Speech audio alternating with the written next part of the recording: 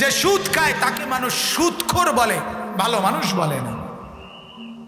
কোন নাফরমানকে পৃথিবীর কোন মানুষ, কোন সভ্য ভদ্র সুস্থ বিবেকওয়ালা, পাগল না মাতাল না, এমন কোন বিবেকবান কোন নাফরমানকে ভদ্র নম্র সম্মানিত ইজ্জতওয়ালা বলে না, বলে না।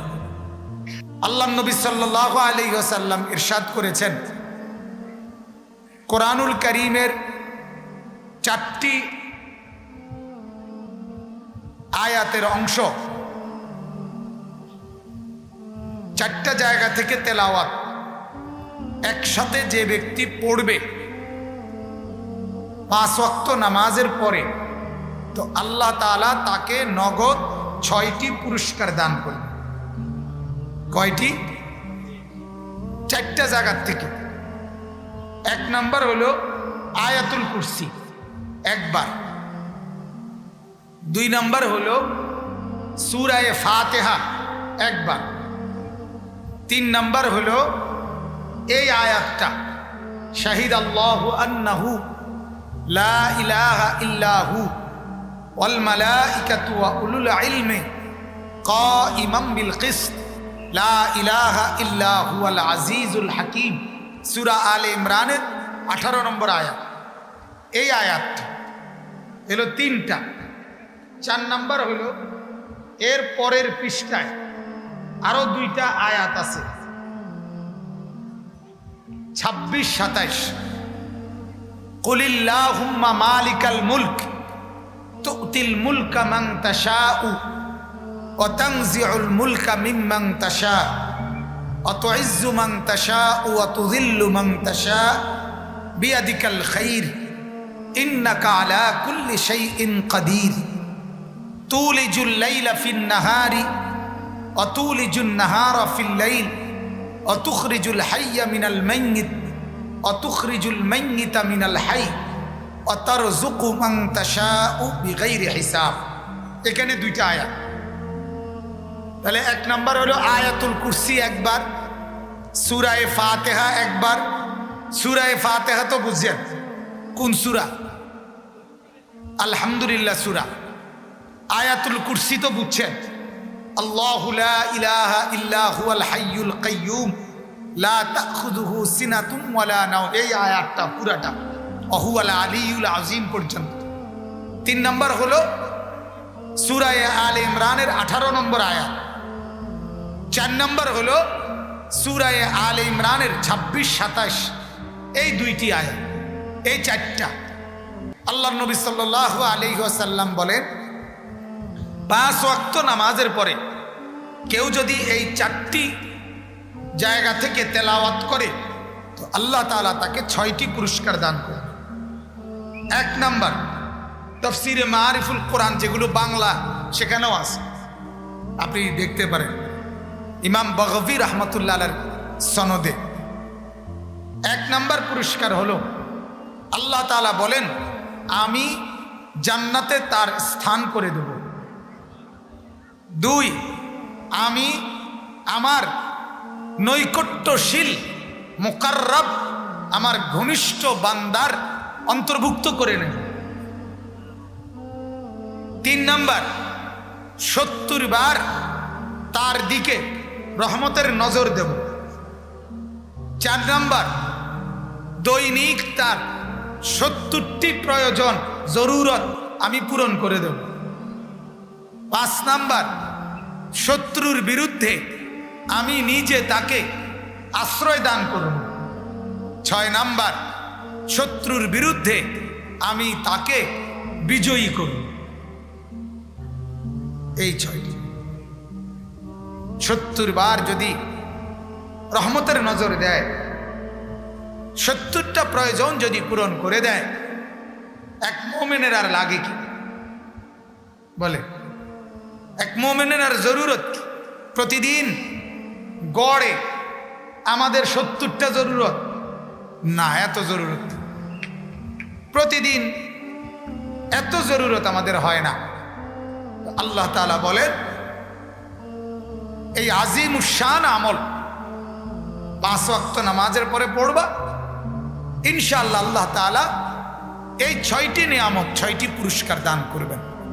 আলহামদুলিল্লাহ, আমি আলহামদুলিল্লাহ আজকেও এখনো মাগরিবের নামাজ পড়ে গাড়িতে এই পথটুকু আসতে আসতেই আমি এই তাসবিহ আদায় করছি। আলহামদুলিল্লাহ, আমার শায়েখ আরিফ বিল্লাহ আল্লামা মুফতি মুশতাকুন নবী কাসিমি হযরত দামাত বারাকাতুহুম এই আমলের উপরে খুব গুরুত্ব দেন, খুব বেশি বলে যে মাওলানা এই আমলটা খুব করবেন। আমাদের পাকিস্তান করাচির বিশ্ববিখ্যাত বুজুর্গ আরিফ বিল্লাহ হযরত মাওলানা শাহ হাকিম মোহাম্মদ আখতার রহমতুল্লাহ আলাইহি, তার একজন বিখ্যাত খলিফা খুলনার হযরত মাওলানা মুফতি নুরুল আমিন সাহেব দামাত বারাকাতুহুমুল আলিয়া, হযরতকেও আমি দেখছি বহুবার, ওনার কাছে আমি ছিলাম সোহবতে, ওনার প্রতি বছরই যাই ওনার কাছে। তো ওনাকেও দেখছি 5 ওয়াক্ত নামাজের পরে হযরত সবাইকে বলে এবং নিজেও এই আমলটা করে। এজন্য এখানে অনেক হযরত ওলামায়ে কেরাম আছেন, মাদ্রাসার তালিবে ইলম আছেন, বিভিন্ন মসজিদের ইমাম সাহেব আছেন। প্রথম আপনাদের কাছে আবদার, আপনারা 5 ওয়াক্ত নামাজের পরে এই আমলটা করবেন, বলেন ইনশাআল্লাহ। এরপরে অনুরোধ, সাধারণ যারা মুসলমান আছেন আপনারা আপনাদের ইমাম আলেমদের কাছ থেকে জেনে নেবেন। তাফসিরে মারিফুল কোরআন অনেকের কাছে আছে, প্রায় সবার কাছে আছে, যেই কোনো হুজুরের আলেমের কাছে এটা পাওয়া যায়, অ্যাভেলেবেল। তো কুলিল্লাহুম্মা মালিকাল মুলক এই আয়াতের তাফসির যেখানে মারিফুল কোরআনে লেখা, ওইখানে লাস্টে দেখলেই আপনি এটা পাবেন। এজন্য চেষ্টা করবেন এই আমলটা করতে। আজকে তো আলহামদুলিল্লাহ আমরা পর্যাপ্ত পরিমাণ বয়ান, আমিও অন্যরাও, ইমাম খতিব ওলামা ওয়াইজ বক্তা ধুমসে সবাই আমরা বয়ান তো মাশাআল্লাহ খুব করি, এটা করবেন ওইটা করবেন বলে দেই, কিন্তু সত্যিকার অর্থে আমলটাকে বাস্তবায়ন করা নিজের জীবনে, এটার বড় অভাব।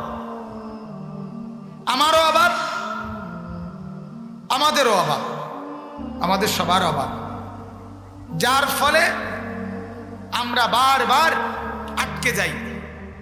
শুধুমাত্র যদি বা আমলওয়ালা হতাম, আমলকে যদি আঁকড়াইয়া ধরতাম, তাহলে পৃথিবীর সমস্ত মানুষের লক্ষ কোটি বক্তব্যের পরেও আমি পথহারা হতাম না।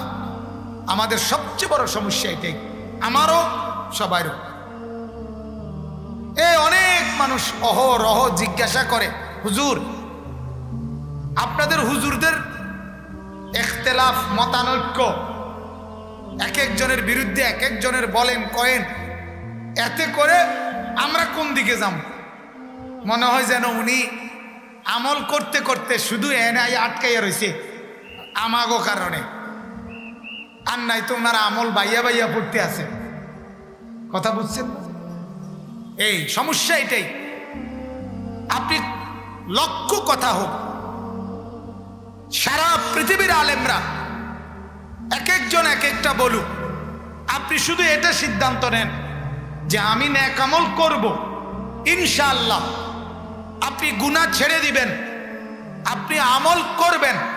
খোদার কসম যদি এই ফয়সালা নিতে পারেন তো আল্লাহ তাআলা নিজে বলেন, ইন তাত্তাকুল্লাহ ইয়াজআল লাকুম ফুরকানা, তুমি যদি সিদ্ধান্ত দাও গুনাহ করবা না, তো আমিও সিদ্ধান্ত দিলাম তোমার অন্তর সবকিছুর জন্য আমি পার্থক্য করার মতো আলোকিত নূর আমি দান করব। তুমি ওয়াদা দাও গুনাহ করবা না। কম ইন তাত্তাকুল্লাহ ইয়াজআল লাকুম ফুরকানা ওয়া ইউকাফির আনকুম সাইয়্যাতিকুম। এজন্য আল্লাহ তাআলা বলছেন এটা তুমি এটা ফয়সালা দাও, গুনাহ করবা না কও, গুনাহ ছেড়ে দিবা কও, তুমি আমল করবা এটা বলো, তাহলে আমি আল্লাহ তাআলা তোমার জন্য রাস্তা খুলে দেব। ওয়াল্লাযীনা জাহাদু ফীনা লানাহদিয়ান্নাহুম সুবুলানা। তুমি বলো আমি মেহনত করব, মুজাহাদা করব, আল্লাহ বলে বহু রাস্তা দিয়া আমি তোমারে হেদায়েত দিয়ে দেব। তুমি এটা আগে কও, মেহনত করবা না, তুমি সিদ্ধান্ত নাও পরিশ্রম করবা কিনা। আমি বললাম তোমারে তাহাজ্জুদ পড়তে হবে, তুমি বললা সম্ভব না। আমি বললাম ফজর পর পরেই তোমাকে এই তাসবিহ পড়তে হবে, তুমি বললা সম্ভব না।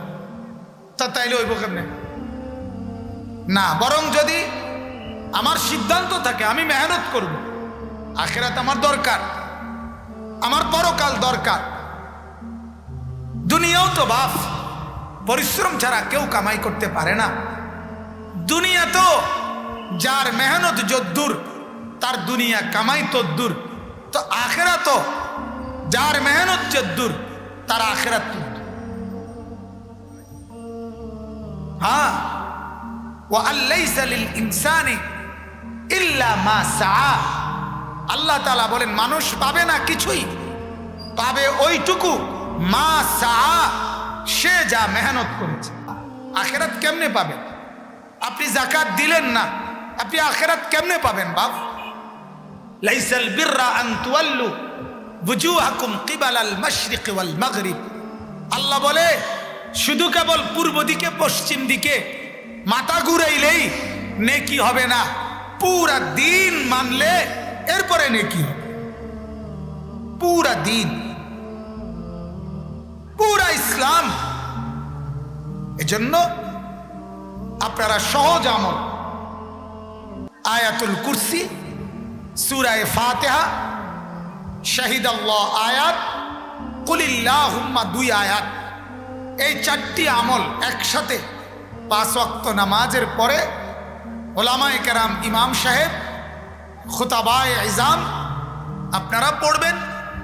আপনারা আপনাদের মুসল্লিদেরকে শিখাবার ফিকির করবেন, চেষ্টা করবেন, আর আপনারাও শিখতে চাইবেন। উভয়ের আন্তরিকতা লাগে, ইমাম সাহেবও শিখাবার আগ্রহ লাগে, মুসল্লিদেরও শিখবার আগ্রহ লাগে। সবাই যদি আলগা আলগা হয়, ইমাম সাহেব যদি 1:29 জোহরের নামাজ পড়াইতো মসজিদে ঢোকে, আর 1:40 যদি বের হয়ে যায়, তো মুসল্লি শিখবে কি? আর মুসল্লিকে লক্ষবার বলার পরে সে যদি বলে হুজুর আমার ব্যস্ততা আছে, তা আপনি বা শিখবেন কি? আল্লাহ তাআলা আমাদের সবার ভিতরে দিন শিখবার, দিনের আমল করবার প্রেরণা, জজবা দান করেন, বলেন আমিন। সাহাবায়ে কেরামের, সাধারণ সাহাবীরা পর্যন্ত, গ্রাম্য বেদুইন, এরা পর্যন্ত আল্লাহর নবী থেকে এসে এসে আমল জানতে চাইতেন। দুল্লানি আলা আমালি, ও আল্লাহর নবী আমাকে আমল বলে দেন। আমিলতুহু দাখালতুল জান্নাহ, আমল করব আর জান্নাতে চলে যাব, এভাবে বলতেন। এক সাহাবী বলছে, ইয়া রাসূলুল্লাহ ইন্না শারাইআল ইসলাম কাসুরাত আলাইয়া ফামুরনি বিশাইইন আতাশাব্বাসু বিহি ক্বালা লা ইয়াজালু লিসানুকা রাতবান বিযিকরিল্লাহ। এক সাহাবী বলছে, ও আল্লাহর নবী, ইসলামের বিধান তো অনেক, এক একটা এক এক সময় করতে হয়, আমাকে আপনি এমন একটা আমল বলে দেন যেটা আমি সারাক্ষণ করতে পারি। নবীজি বললেন, তোমার এই জিহ্বা সারাক্ষণ আল্লাহ তাআলার জিকির দিয়ে ভিজায়া রাখবা। এই যে আমল জানতে চাইছে। রাসূলুল্লাহ সাল্লাল্লাহু আলাইহি সাল্লামের আপন চাচাতো বোন উম্মে হানি বিনতে আবি তালেব, উম্মে হানি নবীজির চাচাতো বোন, উনি একদিন নবীজিকে বলছেন, ইয়া রাসূলুল্লাহ ইন্নী কাদ দাউফতু ওয়া কাবরতু, আমি বুড়ো হয়ে গেছি, দুর্বল হয়ে গেছি, এখন আমি বসে থাকতে হয়, চলতে ফিরতে পারি না। ফামুরনি বিআমালিন আমালু বিহা ওয়া আনা জালিসা, আমাকে এমন আমল বলে দেন যেই আমল আমি করব বসে বসে। আমাকে এমন আমল বলে দেন। আল্লাহ নবী সাল্লাল্লাহু আলাইহি সাল্লাম বললেন, সুবহানাল্লাহ পড়বা 100 বার, 100 গোলাম আজাদের সওয়াব হবে। আলহামদুলিল্লাহ পড়বা 100 বার, 100 ঘোড়া আল্লাহর রাস্তায় দান করার সওয়াব হবে। আল্লাহু আকবার পড়বা 100 বার, 100 উট আল্লাহর রাস্তায় কুরবানি করার সওয়াব হবে। 100 বার লা ইলাহা ইল্লাল্লাহ পড়বা, আসমান এবং জমিনের ফাঁকা জায়গা নেকিতে পূর্ণ হয়ে যাবে। তামলা উমা বাইনাস সামাই ওয়াল আরদ, এই যে আমল বলছে। তাইলে এই যে মুরব্বীরা, বাবারা, চাচারা, আপনাদের জিন্দেগির সবচেয়ে বেশি করণীয় আমল করা। আমল করা, তাসবিহ হাতে নেন, দিবা নিশি আল্লাহ তাআলার জিকির করেন। চায়ের দোকানের আড্ডা, বিড়ি সিগারেটের আড্ডা, অনর্থক কথাবার্তা বলা, বেহুদা গল্প গুজবের মধ্যে সময় ব্যয় করা, এটা কোনোভাবেই আপনাদের জন্য উচিত না। নওজোয়ান যে এই ছেলেরা যারা গুনার মধ্যে নিজেদেরকে আকণ্ঠ, এই কণ্ঠ পর্যন্ত ডুবাইয়া ফেলছেন, আপনারা ফিরে আসেন, আপনাদের জিন্দেগির উপরে রহম করেন। গুনাহ, আল্লাহর নাফরমানি পৃথিবীর কোনো কালে, কোনো যুগে দোস্ত কাউকে ইজ্জত দেয় নাই। ফেরাউন, নমরুদ, সাদ্দাত, কারুন, হামান, কওমে নূহ, কওমে লূত, কওমে আদ, কওমে সমুদ, কওমে সালেহ, কওমে শুআইব, কাউকে গুনাহ ইজ্জত দেয় নাই, বরং লাঞ্ছিত করেছে, অপমানিত করেছে, ধ্বংস করেছে। তো গুনাহ আমাদেরকে বেজ্জতি করবে, আমাদেরকে অপমানিতই করবে। যে মদ খায় তাকে মানুষ নেককার বলে না, মদখোর বলে। যে নারীর সাথে অবৈধ কাজ করে তাকে মানুষ ভালো বলে না, জিনাখোর, ব্যভিচারী বলে। যে সুদ খায় তাকে মানুষ সুদখোর বলে, ভালো মানুষ বলে না। কোন নাফরমানকে পৃথিবীর কোন মানুষ, কোন সভ্য, ভদ্র, সুস্থ বিবেকওয়ালা, পাগল না, মাতাল না, এমন কোন বিবেকবান কোন নাফরমানকে ভদ্র, নম্র, সম্মানিত, ইজ্জতওয়ালা বলে না, বলে না। এজন্য আমার প্রথম কথা এটাই, আমলের মধ্যে নেকির পরিমাণ বাড়ান, নেকির পরিমাণ বাড়ান, নেকির পরিমাণ বাড়ান। মেরে মোহতারাম, আমার বাপ, আমার দোস্ত, নওজোয়ান বন্ধু, সবার কাছে অনুরোধ, আমলের পরিমাণ বাড়ান। আমারও আপনাদেরও। তাহাজ্জুদ নামাজ পড়েন, কোরআনুল কারীমের তিলাওয়াত বাড়ান, বেশি বেশি আল্লাহ তাআলার জিকির করেন। তাইলে আল্লাহ তাআলা যদি খুশি হয় তো অভাব দূর করে দিবে। সারা দেশ জুড়ে অভাব, আগামী অভাব আরো বেশি, আরো বেশি, আরো বেশি। সারা পৃথিবী জুড়ে অভাব, সারা পৃথিবী জুড়ে অভাব। সারা পৃথিবী ঘন্টা বাজাইতেছে, দুর্ভিক্ষের ঘন্টা। সারা পৃথিবী অভাবের ঘন্টা বাজাচ্ছে। আমার 1 বছরের বাচ্চার জন্য আমি যেই দুধের প্যাকেট 360 টাকা দিয়ে কিনছি, সর্বোচ্চ 20-25 দিন আগে, গতকালকে কিনছি 450 টাকা দিয়ে।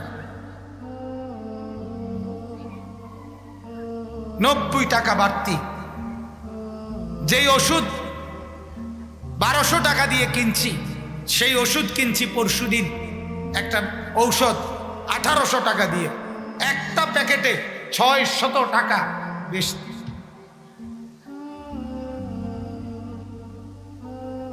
শুধু এভাবে প্রত্যেকের। করোনা যখন হইছে বাপ, যার গায়ে হইছে সে শুধু কষ্ট পাইছে, বাকি বাচ্চা কাচ্চা অন্যরা কষ্ট পায় নাই। কিন্তু অভাব লাগলে, দারিদ্রতা লাগলে, দুর্ভিক্ষ লাগলে পুরা ফ্যামিলি কষ্ট পায়। কোলের বাচ্চা